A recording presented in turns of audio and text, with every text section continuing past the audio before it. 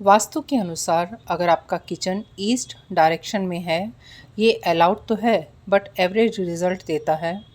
इससे आपका दिल घर में नहीं लगता, आपका मन बाहर जाने को ही करता है। यह जोन एडमिनिस्ट्रेशन का है, आपका पॉलिटिक्स में भी जाने को मन कर सकता है।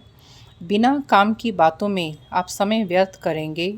खाना स्वादिष्ट हो सकता है पर घर में आपका रस कम हो जाता है, मन नहीं लगता आपका घर में।